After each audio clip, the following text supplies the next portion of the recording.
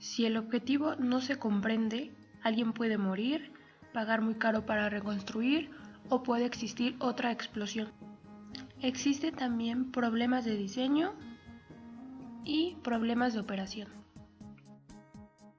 La ecuación general que gobierna el flujo de fluidos a través de una tubería se obtiene a partir de un balance macroscópico de la energía asociada a la unidad de masa de un fluido, que pasa a través de un elemento aislado del sistema, como lo representa en la imagen. Con lo anterior se llega a la ley de conservación de la energía, que se presenta de la siguiente forma. Para comprender mejor lo siguiente, veremos el significado de un análisis PVT. Este consiste en un conjunto de pruebas que se hacen en el laboratorio para determinar las propiedades y su variación con la presión de fluidos de un yacimiento petrolífero, con la finalidad de conocer el comportamiento del mismo. Este estudio relaciona tres parámetros básicos: presión, volumen y temperatura, los cuales son los que gobiernan en gran parte el comportamiento de la producción de un yacimiento de petróleo. Los estudios PVT se llevan a cabo con el propósito de analizar los yacimientos y, partiendo de los resultados de estos estudios, se determinan los diversos parámetros y metodologías que se desarrollarán para poner a producir el yacimiento. El muestreo de fluidos se realiza al principio de la vida productiva del yacimiento. Para esto existen dos formas de recolectar las muestras de fluidos: muestreo de fondo, muestreo por recombinación superficial. El análisis del PVT son absolutamente necesarios para llevar a cabo el diseño de instalaciones de producción, análisis notables y de diversas actividades de la ingeniería de yacimientos. Permiten obtener cálculos del yacimiento, predecir su vida productiva, definen los esquemas ópticos de producción, evalúan métodos de recuperación y predicen el comportamiento de los pozos a medida de que son explotados. La ayuda de Osborne-Reynolds, que demostró experimentalmente que el carácter del flujo en un conductor depende de la densidad del fluido, la velocidad de esta misma y el diámetro del conductor.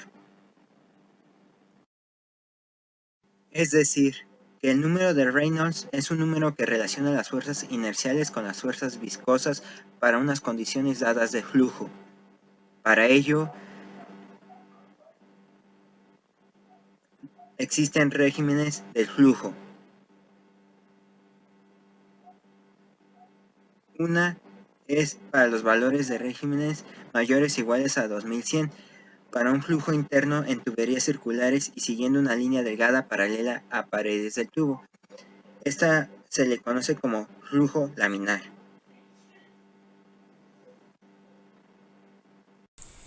En valores de RE mayores o iguales a 2100 pero menores o iguales a 4000, para flujo interno en tuberías circulares, la línea del colorante pierde estabilidad, formando pequeñas ondulaciones variables en el tiempo, y ésta se mantiene delgada.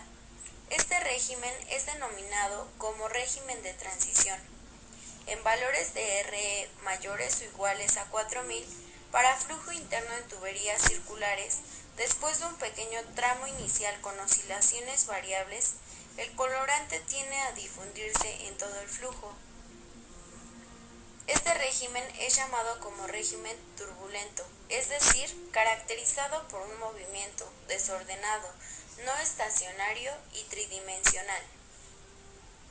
Al determinar que tenemos un flujo laminar, podemos deducir que para sacar el factor de fricción tenemos que usar la fórmula mostrada. Esta ecuación solo se usa para flujo laminar y solo es un indicador de cuánta energía va a perder nuestro fluido a lo largo de la tubería. El valor del factor de fricción F es función de la rugosidad de la tubería y del número de Reynolds. Por último, sabemos que tenemos que calcular el diferencial de presión, el cual está dado por la fórmula mostrada.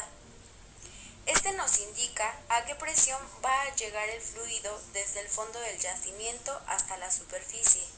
También nos permite saber si la presión del fondo es suficiente para hacer que el fluido suba o si es necesario inyectarle un reactivo el cual haga que aumente esta presión para así tener un mejor resultado.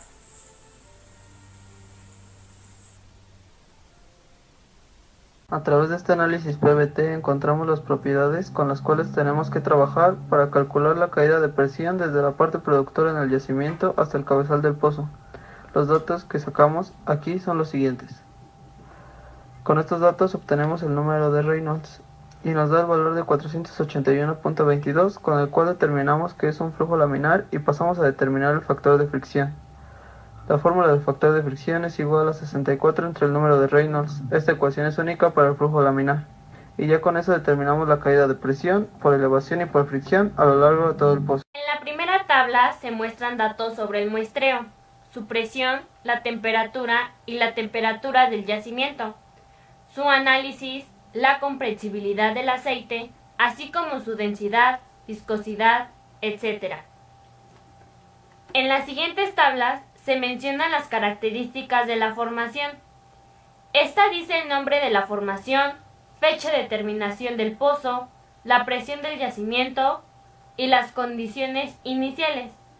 Después vienen las características del pozo, como su elevación de la masa, profundidad total, tamaño, la presión del yacimiento y las condiciones actuales.